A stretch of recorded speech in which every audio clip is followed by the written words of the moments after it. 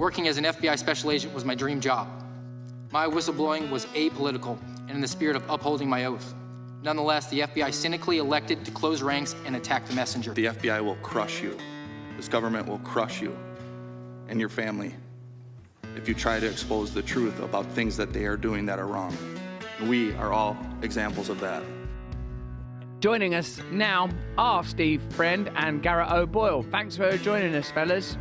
FBI whistleblowers Steve Friend and Garrett O'Boyle both join us now. Gentlemen, so glad to have you on the program. Thank you for your testimony. We need more folks like you, and I'm sure more people are going to be, from your background, are going to be giving you guys more intel as you're sharing that with the rest of us. We can kind of see that this is becoming normal for them to be held accountable, because I think especially an institution that we pay their salaries, they need to be held accountable. I think a lot of people do share our beliefs and convictions. I think they just aren't at the point that Steve and I and others have gotten to. They're too afraid. Thank you so much for being a guest here on PBD Podcast. Thanks for having us. How big is that bloody flag that Steve's got? It's the stone wall of his house. Lots of love, guys. Thanks very much for joining us. Steve Friend, Garrett O'Boyle, thank you for being with us this morning. More importantly, thank you for speaking out. We appreciate it.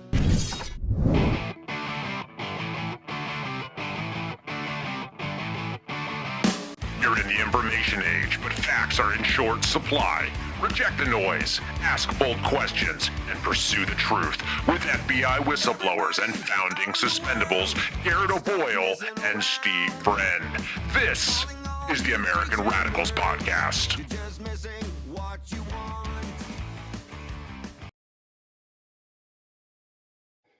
It is the American Radicals Podcast on a Tuesday, coming off of a long weekend here. We did not skip a beat, coming to you every Tuesday, Thursday, Saturday at 10:30 Eastern Time here on rumble.com/amradpod. We see you in the chat there at Sue Friend. Hi, Mom. How you doing? Hope it was a good weekend for you. It was for us. We went to the beach. I did wear sunscreen, so I kind of went against what I talked about on Saturday, but I have a pale complexion, and I was still really, really nervous about it. But we're not going to be talking about that. Today, we're going to be talking about past and present, not the past over the weekend, but some past big issues that have suddenly reemerged. We're going to look through the lens of today and then advance it forward. So we're going to look at the coronavirus, the vaccines, and the abuses that went on there, and perhaps some new ones over the horizon. The LGBTQ rainbow kamikaze, particularly the T, the tranny madness, is reemerging again. Hate crime weaponization, as we're seeing. And we'll look at the FBI on their approach to COVID terrorism, which apparently is a thing, and as well as, yet again, we're going to have another episode in something that is becoming like the Mission Impossible series, and that is looking at one Congressman, Corey Mills, from Congressional District number 7 in Florida. There were more revelations at the end of last week that might have eluded your attention heading into the holiday week. So we're going to get to that, a whole bunch more, but in order to get to it, I'm going to have to bring on my co-host at GOB Actual, Garrett O'Boyle, who had to leave us a little bit early on Saturday so he could get an early start on his holiday weekend. I hope it was good. I know from my standpoint, Memorial Day, we took that moment, appreciated the service, the people who gave the last full measure of devotion. Then we did the Murph workout as a family, which was fun. And I came to the decision that, Garrett, if I ever die, you're going to have to do cardio to honor me. I can fill in that role if it ever happens. Let's pray it doesn't, because let's be serious, Steve. It's not my strong suit. You could deadlift in my honor. That's fine. All right. So I got a bunch to get to. I was able to, over the weekend, there is little drips and drabs of news, particularly big stuff. I think they're hoping to, the media and government officials are hoping that nobody's going to catch on, regardless of who is in charge of the government. They really don't like people to be aware of stuff. So we're going to look at things that emerged about the past, and we're going to look at them reemerging and through the lens that we have. So I can think of no better place to start than where it always seems to go back to, which is COVID. I think Revelation. The FBI are the actual COVID terrorists. We'll get to that, promise. So the Blaze Media, and I've got a few Blaze pieces today. I've got a few Daily Wire pieces as well. So Joe Biden administration covered up potentially deadly COVID vaccine side effects for months. And this is from the United States Senate. I know Ron Johnson, your senator, has been all over this, but some of the details about this. And before I do, the photograph of Joe Biden taking the booster shot there with the masked woman who's inserting the needle into his arm. All right, if it gun to your head, is that saline? Yes. It's Because do you think the turbo cancer could actually be from the coronavirus vaccine? All right. no, because they didn't give him the real one. It's like the auto pen, you know. Auto pen vaccine. You just coined a new phrase. All right. The report, this comes from the United States Senate, revealed that U.S. health officials, quote, knew about the risks of the vaccines, and they were related to myocarditis, inflammation of the heart muscle. They should just take some Ozempic because that'll help. And pericarditis, inflammation of the fibrous sac surrounding the heart, basically all these bad things for your heart. But the US government and the health officials associated with our government downplayed the health concern and delayed informing the public. Do no harm, after all. They Government officials, downplayed. I like that. They downplayed it. No, they straight up said it was safe and effective. and they censored you if you didn't. They used their partnerships with social media companies. So government officials knew as early as February 2021, because if you remember, the announcement came that they had this miracle breakthrough, Operation Warp Speed, during the Trump presidency. And I think was Pfizer, maybe it was Moderna, whoever it was, one of these evil big pharma companies announced, I think like 2 days after the election, that they'd had the breakthrough. And they said they withheld it because they didn't want to impact the election. Right. Sure. And then they rolled it out during the Biden administration. So, but we knew in February, 1 month into the Biden administration, that there were negative consequences, and they knew it before then, but they still were rushing. They had billions and billions of dollars to make, and they delayed until at least June, several months, June 2021. The White House distributed still talking points that they were downplaying the risk. But now we know the truth, and people are getting turbo cancers, and it is a really bad died suddenly season. Do mask up. It's just another example of don't believe anything that the government tells you. Yeah, we're just at this point where you can't. Maybe some of you have been there already, but for me, it's especially been in the last decade or so, and it's been its own Operation Warp Speed in the last 5 years, probably, where anything I hear, I just don't accept at face value anymore. And does that make me a cynic? I don't know, maybe, but there has been so many times throughout the course of our lives that the government tells you one thing and it simply isn't true. And then you find out that it isn't true later, or in a follow-on administration, or some journalist breaks a story and it's like, oh, the government, all they do is lie to us. So I'm grateful that at, that I had that intuition during Operation Warp Speed, or during Joe Biden's mandate of the quote unquote vaccine, because it was one of those things where I'm like, I don't know. I just don't trust this. I've been jabbed with all sorts of things, especially during my time in the military. Like, you just line up and take it. And I kind of regret some of that because, of course, I thought back then, of course, it's safe. I mean, all these soldiers are getting all these shots. They've been doing it this way forever. So it must be safe. That's right. And they were sending you into war zones for the right reasons, right, Garrett? Exactly. That's another piece of it. And of course, I think about that, over a holiday like Memorial Day, where I actually just get mad now because the guys, like, I wear the bracelet. We talked about him last Memorial Day, and other veterans. Most of these guys, they joined the military for the right reasons. They think America are the good guys, and well, we must have to go fight this war for whatever reason. And then actually, no, it's just a military industrial complex, and we're lied to about those reasons too. And then guys get killed. And but oh, let's honor them over the holiday weekend. No, the government is lies about everything. They certainly aren't lying about the new coronavirus strain, Of reporting course from not. CBS News.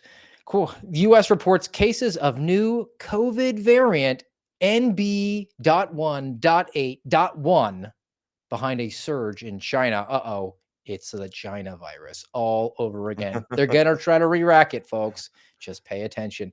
Center for Disease Control, CDC, trust the experts. They have airport screening program. It's detected multiple cases, which means more than one, of the new COVID-19 variant, which has been linked to a large surge of the virus in China. What does the word large mean, though? That doesn't really Right. get fleshed out here. We got to define our terms here, CBS. Cases linked to this new variant have been reported in arriving international travelers at airports in California, Washington, Virginia, and New York. Super spreaders.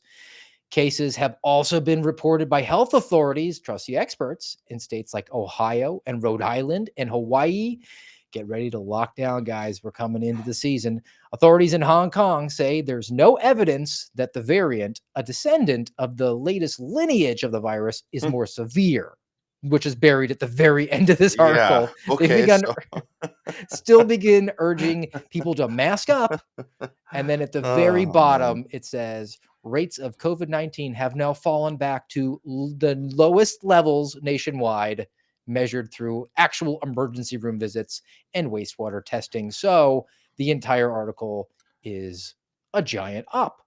Yeah, I like how they sneak it in there at the end. What they're basically telling you, only at the end though, because they know most people are just reading the headline, if anything, is just carry on with your life like we should have from the beginning of the lab leak from Wuhan. Oh, there's another conspiracy theory that was proven right.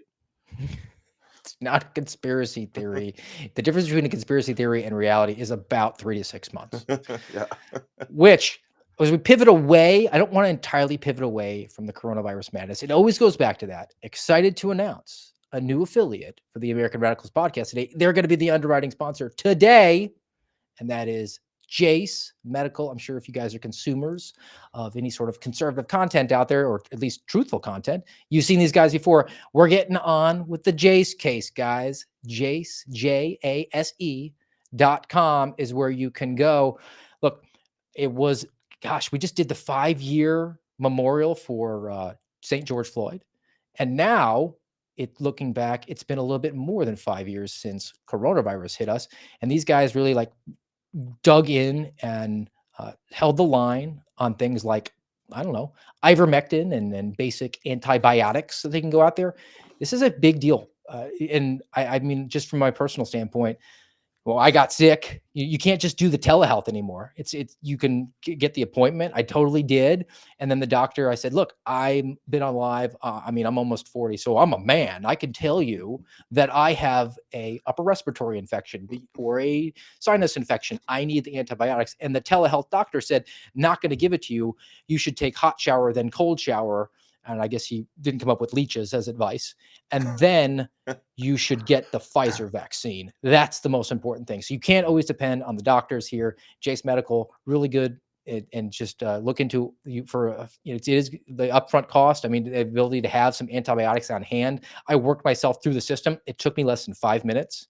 Was able to get lined up for a Jace case, which is going to have a huge supply of antibiotics and other antivirals and antiparasitics. They have other things available even for the kids, which is outstanding because, I mean, how often you got 4 little ones? Are they getting sick? And you can get a couple bucks off if you use our promo code AMRAD at jace.com, JASE.com. I'll throw it up there one more time for us. And just be prepared. It's a good idea, particularly if they try to re-rack this coronavirus thing yet again. All right. I like this development in medicine. I guess that's what it would be, where you can get something like a Jace case because, like you said, we've lived long enough to know, like, when my kids are sick, if they may or may not need an antibiotic, I don't need a doctor to tell me. I guess it's about 1.5 years ago now. I had minor surgery, and some of these incisions got infected, and I knew they got infected because I have eyes and because I've lived. So I know when an incision that's really red and puffy and warm to the touch and doesn't look like the other ones, I know that's an infection. And so I hit up the VA and I sent them pictures, and the clinic who did the surgery, they said, you're going to have to come in. Well, then I just messaged my primary care physician there directly, and thankfully he had a brain, and he just filled the prescription for an antibiotic, and it came in the mail. And this is the type of thing we need to continue to push for, because think of what you said about this doctor that you talked to. He then recommended the Pfizer vaccine at the end of your call. Where are the doctors? Like, you went to medical school, bro. How do you still think that recommending the Pfizer vaccine is a good thing for anybody at this point. Aren't you paying attention to the research? Because it's completely jumped the shark at this point, hasn't it? Like, doesn't everybody know that these things aren't safe and effective anymore? I think doctors are a lot like couch cushions. Whoever the last farmer rep that set foot in their office, they leave a pretty big impression when they leave. Hmm. And you said you have eyes, you can recognize what is and is not an infection. Can you recognize what is a woman, though? So let's pivot over to the T of the LGBTQAI plus tilde underscore hashtag rainbow kamikaze. And reporting from the Daily Wire, looking into the past, as there was this LGBT envoy, I believe was this woman's title.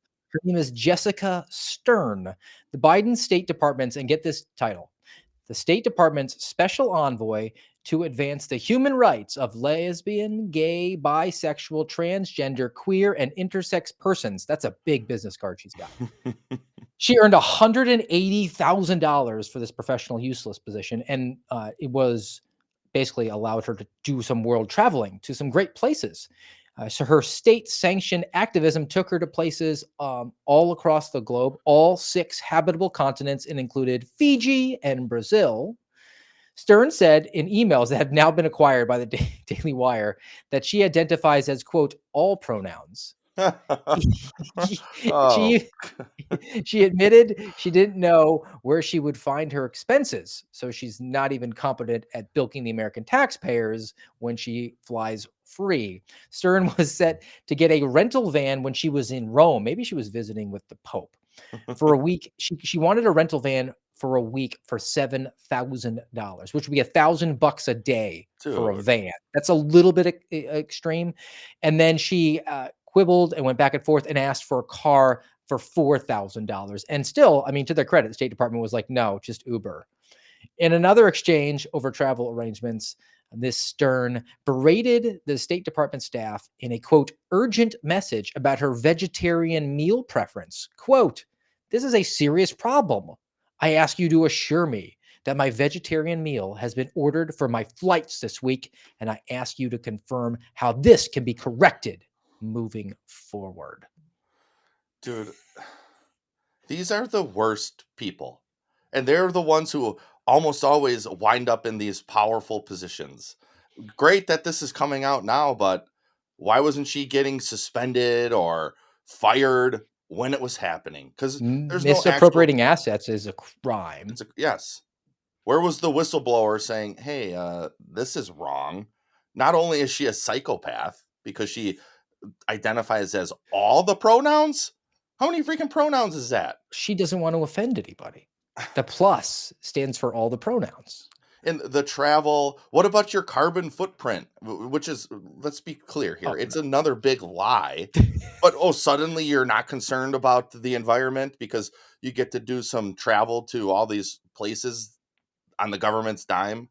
I mean, you're going to Rome to peddle this LGBTQ nonsense on the side. You're going to Rome for a field trip, for a trip to Europe. That's what she really went there for, and to Fiji because it's pretty in the summer. I mean, give me a break, dude. And then it makes me think of when we were in government. Sometimes you go to some of these trainings that are, far away from your field office or whatever, and you have to be really studious with your receipts, and you have to submit all that. You got to inject it all into the travel system, and then somebody has to take a look at it and approve it or not approve it. If you're not including your receipts and you're claiming whatever money for an Uber or your hotel or your flight, and if you're off even by a penny, they're not going to approve it, and they shouldn't, because government should be a good steward of your money, the taxpayers' money that they get. But no, when you're in this high level position, well, don't worry about it. And then years later, maybe the emails will get leaked. Maybe lessons will be learned. We're looking at the past. I mean, that was the Biden administration. How old were you in 2024 when this stuff was going on, right? We've learned our lesson, right? We're based now. Just ask based Mike Lee about how based we really are. And for those who don't know, Garrett decided to go to war online with Mike Lee, who probably didn't see it because he's shadow banned. Yeah. But that's not what we're talking about today. Let's talk about some present T in the LGBTQ rainbow kamikaze. And this story comes from Colorado because it's crazy and also involves the First Amendment. I had to bring it to Garrett's attention. transgender Coloradans receive a new discrimination protection. This law, which was just signed by Jared Polis, who is the G in the LGBTQ, the law expands the state's anti-discrimination laws and apply to settings like workplaces and schools to include provisions related to using a person's chosen name and referring to them how they wish. So essentially, it outlaws dead naming someone. So if Bill comes back tomorrow and says that he's a dude who feels pretty and he wants to be called something, it's always something ethnic, right? Bill wants to be called Cinnamon. If you refer to Bill as Bill, you might find yourself afoul of Colorado law and go to jail, which is why the adjoining piece comes from Fox News. There was a parent group that immediately went to court to sue over this, which is Yeah. a good thing. Right. And it's called, they're saying it's compelled speech, Exactly. which is That's accurate, yes, that's and also just patently ridiculous and retarded. The law, according to this lawsuit, expands state anti-discrimination protections for transgender individuals by allowing a person's, quote, chosen name to qualify as a form of gender expression. Cinnamon is now a gender expression. Why are you assuming Cinnamon's gender? And that is protected under the Colorado Anti-Discrimination Act. Now, the group that brought this lawsuit is called Defending Education. They sued Colorado on behalf of Do No Harm, a Colorado parent advocacy network, and Protect Kids Colorado, groups out of concerns that the law could violate their freedom of speech rights. So they're going to wrap themselves in it's for the children in school, which however you can, any port in a storm. But how does a elected official take a law that is so outside the bounds and violates free speech? Sign that. Answer, spoiler alert, he's a communist. exactly. And he's doing this today. We're Right. based now, I thought. Oh yeah, very based. We're so based that the government just inherently tries to pass laws that are illegal on their face in this nation. And you mentioned it from that Fox piece, the compelled speech doctrine. So we would be remiss if we didn't go visit our friends over at the First Amendment Center from Middle Tennessee State. The compelled speech doctrine sets out the principle that the government cannot force an individual or group to support certain expression. It doesn't take a lawyer to know these things. And it should take a legislator, regardless of the state they're in. They should. How does a legislator not inherently know that the government, who are the ones who create the laws, cannot compel speech? And don't give me your bull crap about, oh, it's for the kids, it's for safety, it's for because you should call them what they want to be called. No, that is not how freedom of speech works. That is not how an alleged land of the free is supposed to operate. Because if I want you to start calling me, I don't know, Dave, why would you agree to that? You know that my name is not Dave. Or why would you start calling this dude Cinnamon, or the woman with all the pronouns that she identifies as? Because one, just when you think of your neighbor, when you think of loving your neighbor as yourself, well, what does love require? It requires truth. So I'm not going to call you Cinnamon because you're not. I'm not going to call you she because you're a he. And then for the government to come in this way and say we're going to legislate it anyways, even though it's illegal. This is part of the lawfare, because now this group filed a lawsuit immediately. It shouldn't even take all that. It should take Colorado legislators saying this is illegal, regardless of if you want people to call someone a certain pronoun or a certain name or not. It's illegal.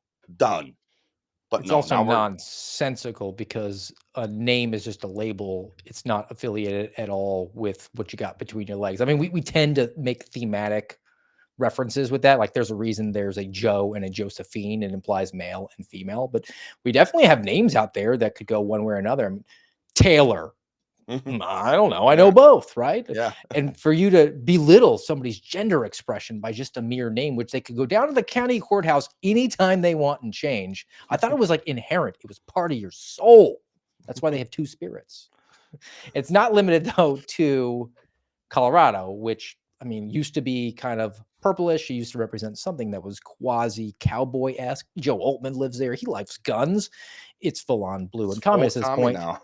Yeah, What about Florida, though, where woke goes to die, where our we thought. governor has basically single-handedly lurched this state fully to the right? He won Miami-Dade, by the way. And this is another piece from The Blaze. The courts side with drag queens over parents again, and it relates to this law that Governor Ron DeSantis signed a couple years ago, 2023, and it barred businesses from admitting children to, quote, adult live performances that depict or simulate nudity, sexual conduct, sexual excitement, or specific sexual activities. I don't see anything related to LGBT. I just kind of see it as sex. But now it's back in court, and the Court of Appeals, the 11th Circuit, ruled 2-1 that the law violates the First Amendment and 14th Amendment because it, I don't know, links to slavery somehow. Everyone agrees. This is from Daniel Horowitz, who is an opinion writer and a podcaster, conservative review podcast. Everyone agrees that the state has the authority to regulate such matters. The court's objection: some of the law's terms might be too vague and potentially affect protected speech. I thought the government was supposed to be a deacon for our good, though, Garrett. Where do you fall? You're a free speech guy. Do you think that trannies should have the ability to wag their junk in front of your daughter's face? Absolutely not. That's up to me. That's Hypocrite. as the parent, it's my decision to allow that or not. And I love it, Steve. We're firing on all cylinders here after the long weekend. That's exactly what I thought when you first started going down the rabbit hole of this story. Was this is not a deacon for your good. This is not a servant for your good. This is the government doing the opposite of what they're supposed to be doing. They're supposed to be a threat to evil, and the evildoer is supposed to be afraid. And in this case, the tranny who wants to flap their junk around in front of children is the evildoer. And you, as a parent, if you allow that type of thing, well, now you have forsaken your divine mandate to be essentially the deacon for good of your family system. But no, just the government just getting in the way again. And then take this First Amendment piece too. Now they're going to twist what was good. The First Amendment, it is a good thing. The Constitution, the Bill of Rights are good things. Having a compelled speech type of doctrine is a good thing. The government shouldn't mandate what you say. But now they're going to take it and they're going to twist it and lie and cheat about what is good and what is evil. And they're just going to continue to distort the truth, probably essentially until this country no longer exists. Language is really important. They're saying speech is violence, violence is speech. These are clearly actions that are going on in a private institution. The libertarian position is, look, let the queens be queens as long as it doesn't pick my pocket or break my leg. What difference is it to me? Here's the problem. It's going to harm the kids, and they are clearly trying to groom the kids and having worked that violation. I think that that's an objectively good law. It doesn't infringe on your free speech. It infringes on your ability to reach a particular segment of audience. It doesn't deny you the ability to gain any audience. It's not like you're a Garrett O'Boyle on X and have zero audience. You can get all the perverts you want in there as long as they're adults. But apparently now the courts feel compelled not just to interpret laws, but they just can flat out nullify them. We're going to have to be a little bit more energetic, it seems, and say, like, you in what army? You have no enforcement mechanism. You can try to hold me in contempt, and I do have an armed guard. Pivot away from the T of the LGBT and actually off the entire thing because I want to get the taste of cinnamon out of my mouth. Let's talk about some fake hate crimes and some potential things that are criminal. And this was exposed about Governor Gavin Newsom, Governor American Psycho, a state assemblyman, a Republican, which is an endangered species in that state. His name is DeMayo. He exposed Gavin Newsom's wasteful of $5 million for a no-bid contract to a far-left group to run a phony hate crime hotline. Let's dig into this one because there's a lot here. Yeah, this sounds juicy. It started a couple years ago, March 2023. He had a big press conference, he being the governor, Governor Newsom. He wanted to grab national media headlines because at that point he was thinking maybe the old man in the White House, I did measure the drapes, I'd like his seat. He wanted to launch a taxpayer-funded hate crime hotline in California to let residents report on each other, basically a snitch line for hate crimes. So Assembly member Carl DeMayo this week now, 2 years hence, exposed that the entire program was a PR stunt at best, and it wasted $5 million. The hotline received only 2,118 emails or calls in 1 year. So that's about 5 to 6 a day. It's fully staffed, by the way. 5 or 6 emails or phone calls. Okay. A majority of those were prank calls or irrelevant contacts. That's hilarious. And when they fleshed out, it started with 2,100. They got it down to about 1,000 legitimate people who were informing on their neighbors, which means that the no bid contract amounted to about $2,300 per email or phone call. That was a legitimate snitch. The hotline provided a suggestion or a referral to only 680 instances. So they ignored like 300 to 400 of them. They're like, sorry, can't do anything about it. That were considered to be legitimate. So, but they're fielding, roughly 60 to 70%, which is pretty good for government work. They simply got referred to another government agency. So, okay. In 2 years, there have only been 2 disputes that resulted in a non-criminal settlement, which means that $2.5 million for each of those 2 disputes. They have 0 hate crimes referred to the hotline that were actually prosecuted. This is quintessential government, especially coming out of a place like California. This is the roadmap to where your national government is headed, your federal government. Eventually, your state governments, they're all going to get there. Montana might take a little bit longer than Colorado, say, but this is where we're headed. And it really is laughable because of the amount of calls that they took. And then when you parse it down to the legitimate, quote unquote, legitimate ones, it's there's a scant a call that was legitimate to begin with, which coming They were from probably being California, very generous with legitimate. yes, which honestly, coming from California, you would have thought you would have people reporting on their neighbors a lot more than that. So in a way, it's kind of heartwarming to know that even Californians aren't super eager to call the government and say, "Hey, government, come and intervene because my neighbor's doing something I don't like," or whatever.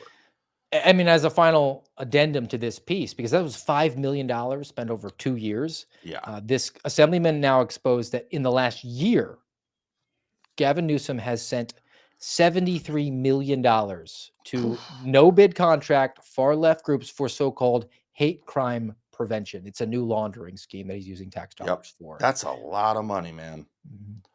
And that's a past look, and that's being exposed to the present. Let's have another one that comes from over the pond. It was reported over the weekend. I know a lot of people weren't paying attention to the news cycle necessarily, especially if it comes from the UK, because we fought and won 2 wars, so we don't have to care about their king and queen and stop watching the royal weddings. They're stupid. But let's talk about Lucy Connolly, because as seems to go, the UK goes Canada, goes California, Illinois, New York, and eventually trickles down to Colorado and sometimes Florida. Lucy Connolly was jailed over racist tweets. She appealed that decision and just lost it in the UK. It was reporting from the Daily Mail. Let me actually throw up the tweet. Let's be facts, guys. Yeah, let's here. see how racist this is. And here it is. And they were kind enough to blur out the horrible, nasty language. It is, after all, a family-friendly show. This was after the terrorist attack that happened there, where they had a few people die outside the Taylor Swift concert. And she, in an emotional state, sent out this message: mass deportation now, set fire to all the bleep hotels full of the bleep for all I care. While you're at it, take the treacherous government and politicians with them. I feel physically sick knowing that these families will now have to endure. If that makes me racist, so be it. So spicy, but is in the UK, it's a different standard. But from an American standard, there's no direct call to action here. It would be no different than someone saying, if they put a M16 in my hand, the first place I'm going to point it is at LBJ, right? And it's worth saying that they're completely captured culture, because this was reported in the Daily Mail, a British newspaper. And here's the news, no editorializing at all. The, quote, sickening comments, their words, not mine, were made just hours after the killer murdered these 3 girls. So they're more worried about offending the sensibilities of the killer, right? Right. And last week, Connolly told the Court of Appeals that she, quote, in quotation marks, never intended to incite violence, but we really know what she meant, right? Of course, because it's you got to add the thought crime element into it now. We're the government and we're declaring that you were trying to incite violence. And she's saying, "No, I wasn't." And there's nothing inherently in that tweet that shows that she was. Dude, it's a dangerous position because England, the United Kingdom, claim to be free still, Western modernized societies where you have freedom of speech to some degree. Yes, Canada, the UK, Ireland, they have different laws and different mechanisms, but all of them claim to have some aspect of freedom of speech. But no, the government's here to government you harder. And if you don't like it, you're going to end up in prison. And if you do, I think a big piece of this is that she also called out the government. And you can't do that. You can't throw shade at the government because they're going to come get you then. And they marked Lucy and they got her. Oh, she's in prison for like 2.5 years. Right. Insane. And Absolutely that's, insane. it's incredible. And they devoted resources and time and attention from the police to investigate and the courts to adjudicate, convict her, send her away. And they're now using taxpayer resources to house her and Mhm. clothe her and feed her so that they can pat themselves on the back and say, look, we have to police what people say online. Meanwhile, she took that tweet down in 4 hours. So it wasn't like it was up there forever. I mean, I guess you could go back to the Wayback Machine. I don't think what she said was any different than a James Comey putting out a picture of shells on the beach somewhere. Like, just move on with your life. Why do the police have to be the jerk police? They have this feature. I don't know if you're aware. You can mute people so you don't see it, or even block them so it doesn't even penetrate into your awareness. I really enjoy my echo chamber that's not full of retards, and I'm unashamed to say that. Everyone should employ that one. But instead, what they wind up doing is using law enforcement, which will take us to the next big topic that I want to talk about. I want to talk about weaponized government. I want to talk about where we should, through this lens of looking into the past behaviors, be appropriately using our law enforcement resources, and then where we actually are using them. So, a big one from Daily Wire about the Kennedy Center, which we continue to fund as taxpayers for this country, for the elite in the Ivory City in Washington, D.C., to go and attend plays and shows because they're so cultured. They get to do that. And this is an organization that has problems with its financial statements that not border on are actually in criminality. So former Kennedy Center executives fabricated their financial statements to hide their deficit spending. That's very Washington. Lots of deficit spending. So the Kennedy Center chief financial officer, whose name is Donna Arduin, she's known as one of the nation's leading budget experts, determined that the Kennedy Center, quote, veiled the fiscal year 2025 budget, which was established last year during the Biden administration, with $26 million in fictitious revenue. Wow. And they did not properly disclose that to their board of directors. Additionally, the Kennedy Center's leadership team changed the name of their debt reserve fund, which had $54 million of donor contributions. So people actually donate to this piece of trash group so they can go watch their plays, right? They had $54 million in charitable donations for the retirement of bank loans, which means like, hey, we got these loans, we want to retire them, we want to saddle up with the bank. Will you donate? Will you pitch in? Like the politicians like to do. Can you pitch in $5 to the Kennedy Center to get out of debt? $54 million to retire their loans. And they changed the name of the account to the Sustainability Fund so that it appeared to be new funds that had been raised for their budget, and they spent it to mask how they were not turning a profit. The Kennedy Center raised the borrowed more than they raised and borrowed over $300 million and did not use it to pay their debt. Now, the Rick Grinnell is I guess he's the acting president, or I don't know if he's going to be full time. And this is what he said: it's criminal. We're going to refer this to the U.S. Attorney's Office, which has Judge Janine there. Good luck bringing a prosecution.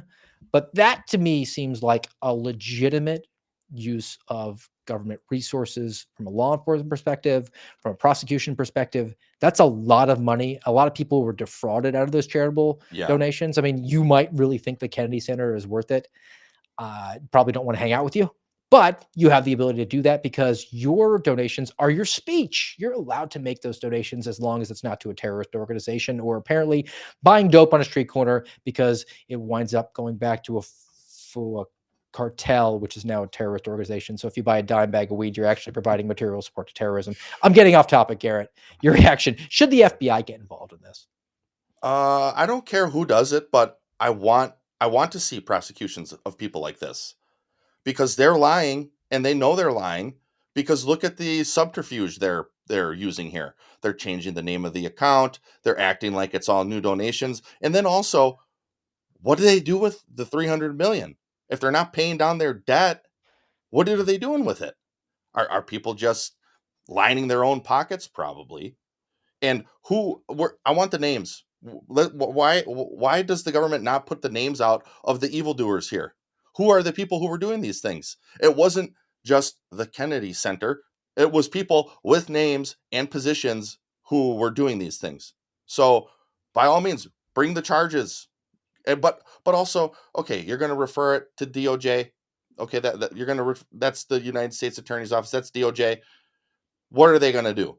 Do you actually have people who took, swore that oath and meant it, who are actually going to put in the effort to build a good case here and then prosecute these people?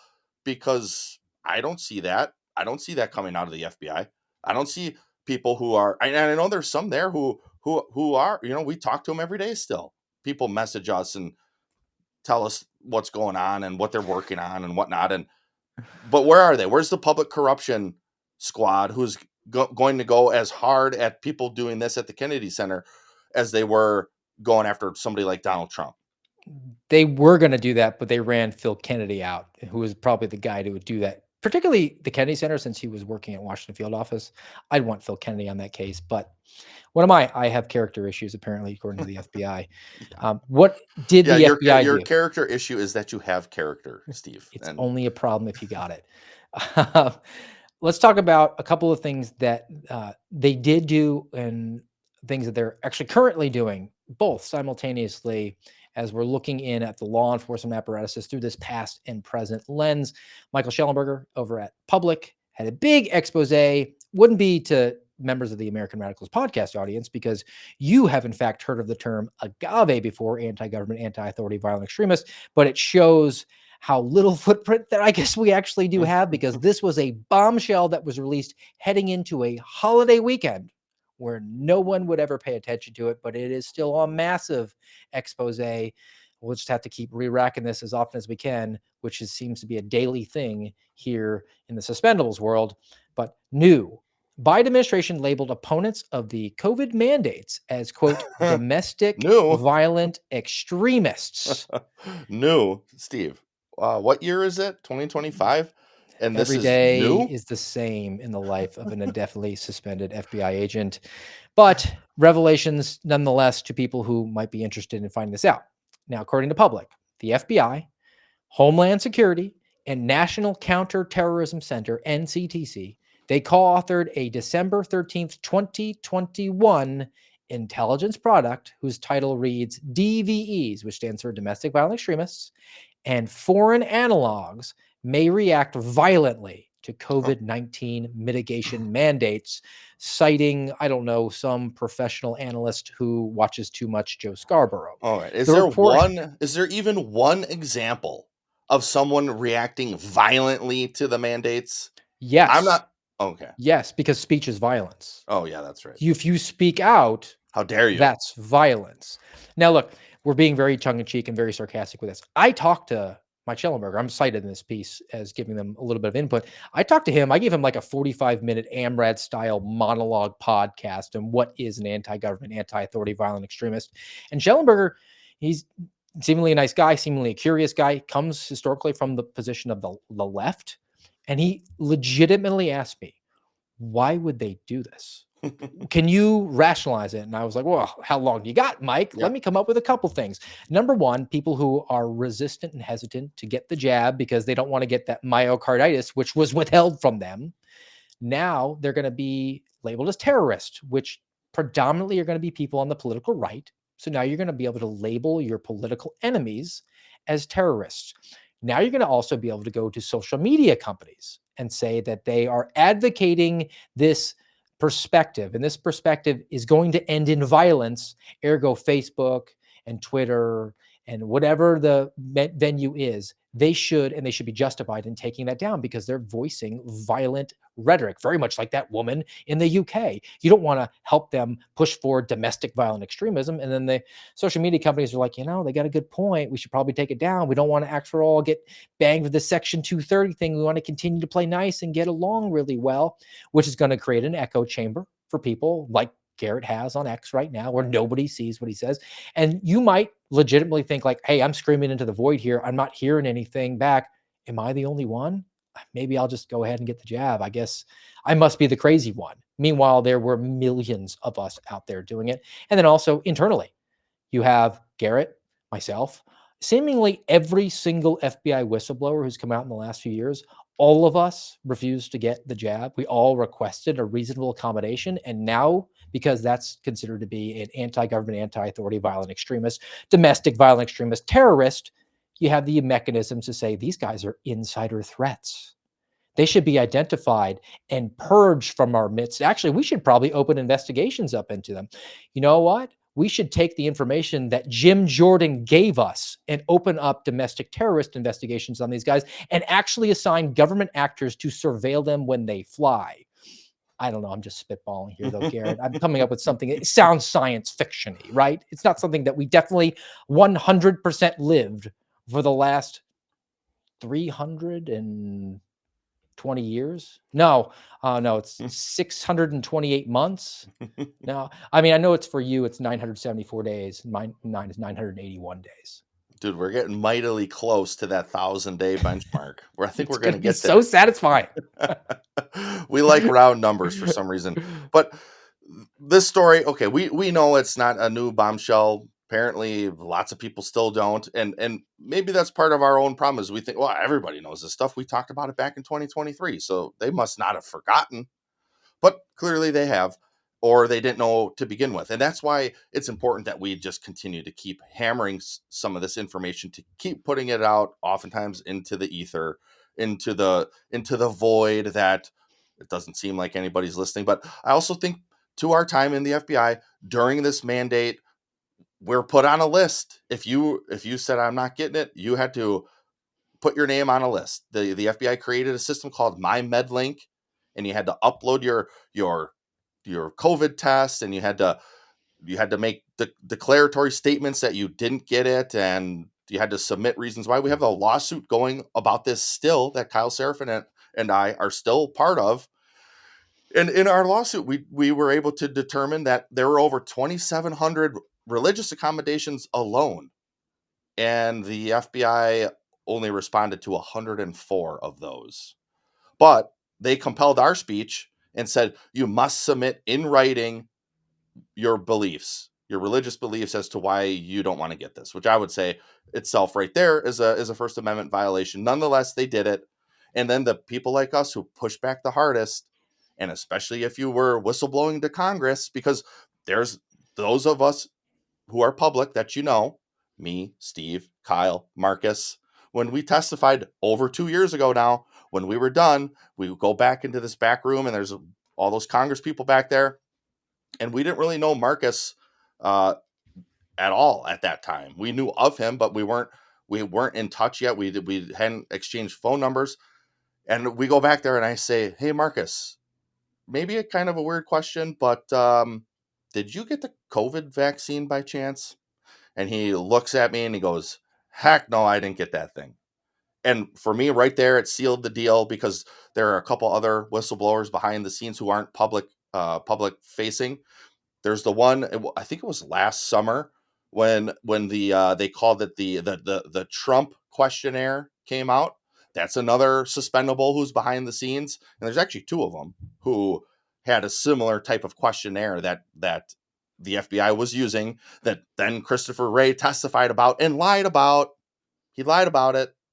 The testimony is available online, and nothing happened to him. He's not being prosecuted or anything of the sort. But there is, when at last I counted, there's 10 people who I know who were on the list, who didn't want to get the COVID jab for religious reasons, who became whistleblowers, and every single one of us got our security clearance suspended for one reason or another. But it has nothing to do with your religious beliefs. It has nothing to do with your dissent to the illegal mandate that Joe Biden put out. And then there's even people who I know in the FBI who have said to me, I got the shot because I was afraid I'd lose my job. So there's thousands, I would argue, of people who got it because they were afraid to not. That's Is that called coercion. is Yes. that a servant for your good? Absolutely not. And I believe there's actually 3 people for the Trump questionnaire, because I'm one of them. Mm. And just to close the loop on this one, and then we'll pivot over to the next episode of Corey Mills. The reminder of what is an agave: anti-government, anti-authority, violent extremist. FBI, Department of Homeland Security, co-authored a strategic intelligence assessment and detail. They do it every year. 2021 identified agave as an American, or a person, an individual who has a perception of government overreach, negligence, or illegitimacy. Doesn't require all of them, just one of them. And the report here, where they were saying that if you were hesitant to get the vaccine, could probably made you an agave. The report claims that agaves, specifically militias, quote, characterize COVID-19 vaccines and mask mandates as evidence of government overreach. So they Well, devolved the mission set to go after you. The more things change, the more they stay the same. And the more things stay the same, the more we keep reporting, seemingly, on my Congressman Corey Mills, as we now have episode 3. But I think it's going to be like Mission Impossible. It's just never going to end. All right, let's go, because this one touches on the FBI as well.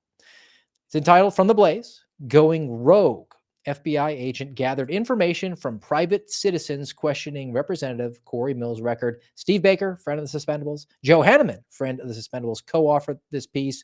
It's very long, but it is relevant to what we're talking about today. So let's dive into this one, because this FBI agent, her name is Shay Tally Bradley. Tally Bradley is hyphenated, so we will call her Agent Bradley, because the patriarchy always wins. Agent Bradley of the FBI's Orlando resident agency, just a hop, skip, and a jump over from me, conducted multiple interviews with the 3 Blaze news sources on this Corey Mills background story about stolen valor. She did it via telephone, 2 at area Starbucks, and 1 face-to-face interview at the home of a news source. Now, Agent Bradley told the sources that the FBI was conducting a stolen valor investigation into Corey Mills. Later, she changed the story, and she said the investigation focused on his business dealings, which seems far more on par with what the FBI would be doing: a public corruption, complex financial crime. So it seems to be on the up and up. But there's more to the story. Several of these sources who were working with the Blaze provided Agent Bradley with contact information for at least 5 more people, so she could expand her investigation, because these people had knowledge of Mills's military service and his work for the State Department when he worked for DynCorp. They said that, however, the Special Agent Bradley never followed up or conducted those interviews. Now, we talked about William Kern last time. He worked with Corey Mills at DynCorp. And August of last year, we are in the past and the present episode here, he called the FBI's National Intake Hotline and left a message asking for a callback to talk about this case of stolen valor. That same day, did he get a call back, Garrett, you think? I would say no. He received an anonymous phone text from a spoofed Washington, D.C. number that suggested he could be the target of an investigation. Oh, so you're going to just weaponize against the person making the report. How about that? Now, a few months go by, William Kern, he gets a voicemail, a text, and an email. So, I mean, this is from Agent Bradley. She's really trying to get in touch with William Kern. He assumed it was actually related to his report to the intake center to the FBI. I want to talk about stolen valor. He has a problem with this, and I think justifiably so. He put his life out there, and he takes quite a bit of umbrage, as I know you do and others who we were celebrating over this past holiday weekend. So he assumed it was related to this information and the doubts surrounding Corey Mills' military record and work as a security contractor. He had several text exchanges. Have you ever texted with somebody who was not like a source, like an actual witness to a crime? Do you normally do interviews conducted that way? I mean, maybe coordinating a meetup or something in that Yeah. regard, but Uh, multiple exchanges? No, nothing substantive. I think of maybe a walk-in or somebody. Usually it would be someone that I had talked to. And yeah, if it was, hey, I got some follow-up questions. Maybe they didn't recognize my number. So then hey, this is Special Agent O'Boyle. We talked the other day. Can you give me a call back? Nothing really substantive though.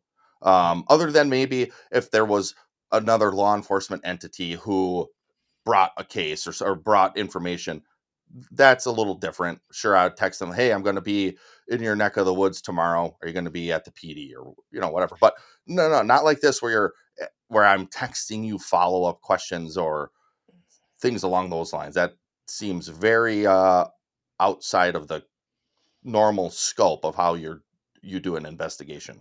So even keeping it within the scope, let's say that this is a coordinating, which we do dig into here. It looks like William Kern, who is a witness here, we used to work with Corey Mills, trying to get in contact with Agent Bradley from the Orlando Resident Agency, which is out of the FBI Tampa division, to talk about the stolen valor.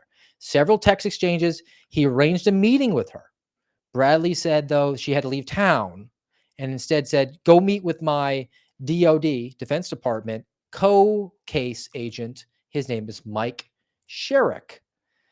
Now, William Kern said he was never contacted by Agent Bradley's cohort, and Agent Bradley told him the DOD investigator also had to leave town. So it seems like they're having a hard time meeting up with William Kern. Dude, this is so sketchy. He now he starts to suspect something is afoot because Yeah. William Kern has an above room IQ, a room temperature IQ. And he thought, hey, maybe they're investigating me. Now let's pivot away from William Kern to somebody else. Another person who's cited in this piece from The Blaze, Steve Baker, Joe Hanneman, going rogue, FBI agent gathered information from private citizens questioning Representative Corey Mills' record. Our new person's name is Bobby Oler. He said he started investigating Corey Mills for stolen valor last year. Spoke with Agent Bradley May of last year. Oler dove into the stolen valor details, to which the FBI agent who alleged to be investigating the stolen valor or maybe business dealings said to him, quote, "Whoa, this is a lot. I can't do all this right now. Hold tight and keep doing what you're doing." She said she would call him back in a week or so, but it never happened. Hmm. Somebody else jumps into the scene here. We're away from Bob Oler and going over to a woman named Jade Murray.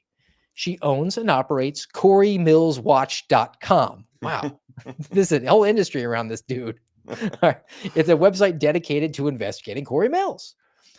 Now, Jade said that Agent Bradley showed up at her doorstep last year in December asking about Corey Mills and stolen valor investigations.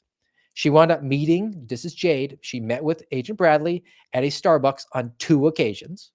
Bradley told her that because Corey Mills had, quote, plausible deniability, there wasn't enough there for stolen valor, but the FBI was going to drop the investigative angle.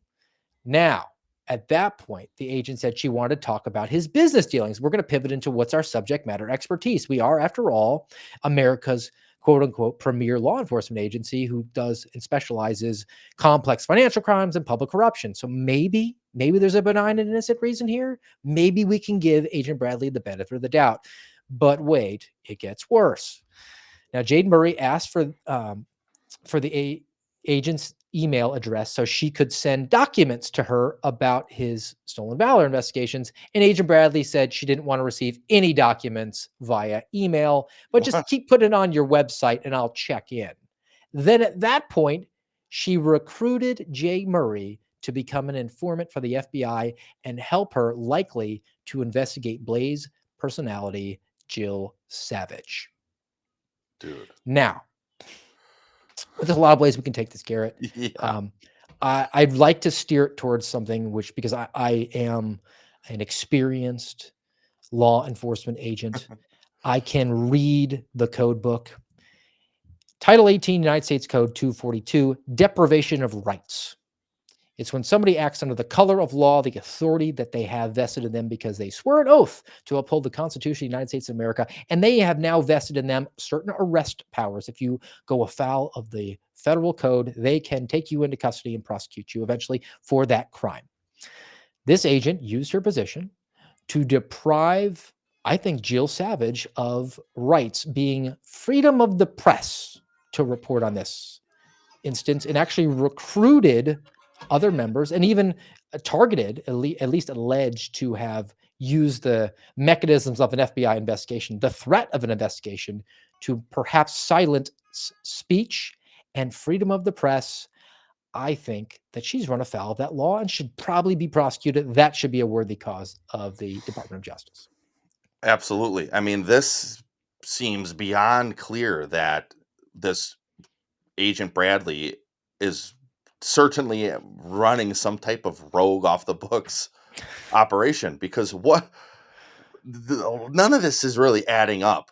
If you think about what an FBI agent does, why would you not want documents to put into your case file? Why do you not want anything emailed to you? Why would you say, I'll just check your website? What, are you going to take screenshots of the website when they could just send you the documents, and then you have a better chain of evidence? Like that, here I got this email from, Jane Doe or whoever, and now I put it into my case file. If you are actually doing a legitimate investigation into Corey Mills, which it sounds like that's not true. And for those who also don't know, on Friday, Steve Baker confronted Agent Bradley at some event that she was speaking at in Florida, in or outside of Orlando, and he asked her straight off, right as she was walking out, "You're also an FBI agent, aren't you?" And she says, "I don't know, sir." What do you mean you don't know? You absolutely know if you're an FBI agent or not. So what's going on there? Oh, it looks like we lost Steve. Or did you lose me? I'm not sure. Let me check the live chat real quick. Do you guys have us both? Is Steve falling asleep or did he freeze?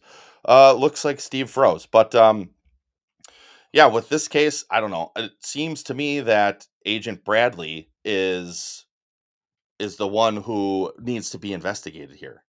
And now she's lying about her position to Steve Baker when he asked her. It's a simple question. When I was an FBI agent, if somebody asked to see my credentials, I would show it to them. That is in part how you're trained and how you're taught, and there's policy dictating when you do that. Now, she wasn't knocking on his door and claiming to be an FBI agent and then refusing to show her credentials. But why are you lying about your position? Why would you lie about that? That right off the bat makes me question her motives, and makes me question her sincerity, and makes me question her integrity, which by FBI policy, you are supposed to, it's FBI policy to be a person of integrity. Well, your integrity is shot when someone asks you, well, you're an FBI agent, aren't you? And then you say, well, I don't know, sir. You absolutely do know. I don't know if we're going to get Steve back here, but we are just a little over the hour mark. So let's just go into our close. I don't have a palate cleanse, so sorry about that. Maybe Steve will hop back on. I'm not quite sure what happened. Maybe the FBI sent a rogue fake AT&T van outside of his house for once instead of mine and snipped his internet. But we are going to Exodus chapter 20 still. And let's see. Let me get this up on the screen here real quick. All right. Exodus chapter 20. Very simple. Verse 9. And it says, "You shall not bear false witness against your neighbor." Oh, I he's back. emerged like a phoenix. I checked outside. I didn't see a white van. I'm sorry about that, folks. But I see your other biblical worldview. Take it, Garrett. I do have Yeah. a lens. Unless you want, do you have anything to add about Agent Bradley that you want to So touch on? the final thing I would say is the FBI told the Blaze News that it would investigate to determine whether this purported investigation is an official FBI case. They don't know what's going on inside. I think they're probably going to throw her under the bus. Expect an inspector general investigation to last 628 months, at which point she'll have resigned, and then there will be no criminal charges, unless maybe Harmeet Dillon or Ed Martin wants to get energetic. I would like to see that. So, that this is actually another important piece. Is she going to get suspended, Steve? Is she going to get her security clearance suspended and just get sent out to pasture for 1,000 days? man, Time will tell. Gum to my head. Yep, time to tell. That'll be we're at past and present. That's future. All right. Exodus 20 and verse 9. You shall not bear false witness against your neighbor.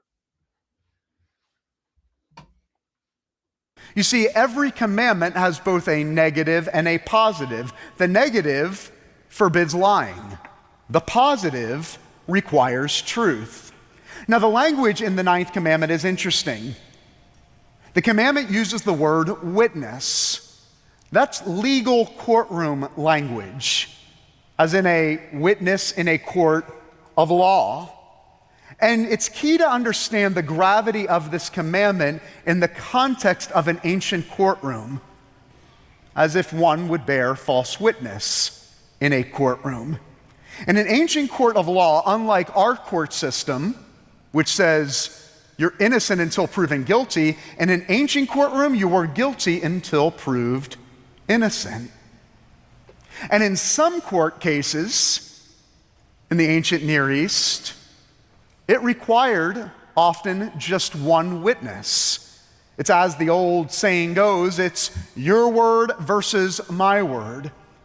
All the more reason why this commandment is so crucial for us to understand that through your false witness and through your false testimony alone, you could condemn someone and ruin their lives.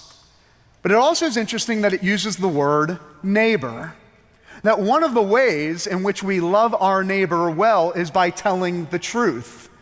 And by bearing false witness against our neighbor is the exact opposite of what it means to love our neighbor well.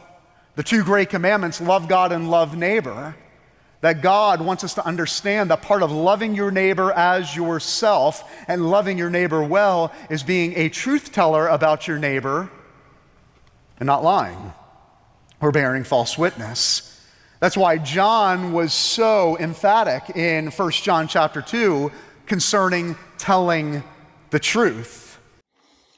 And I think this piece is especially applicable when you think of the stories we've covered today. It really, I mean, you got Lucy over there in the UK, the government attacking her. You got Agent Bradley there in Orlando, bearing false witness, lying even about her own position.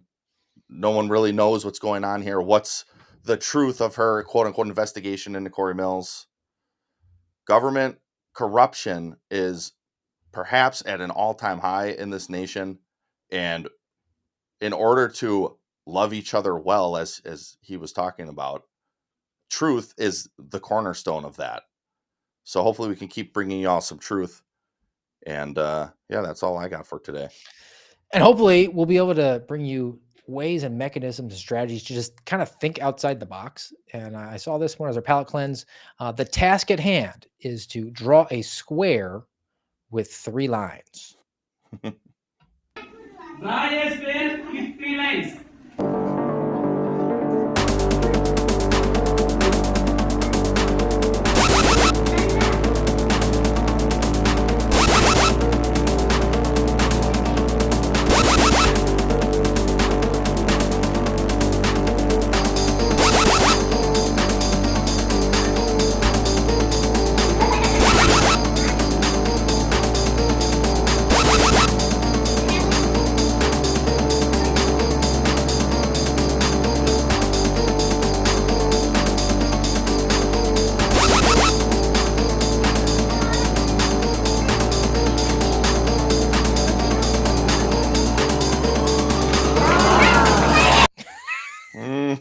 You gotta think outside the box, Garrett. You got it. All right, guys, that'll do it for us today. Glad I got back to send you off. Hopefully, we'll be back uninterrupted with you on Thursday, 10:30 Eastern time here on rumble.com/amradpod. Until then, have a great day.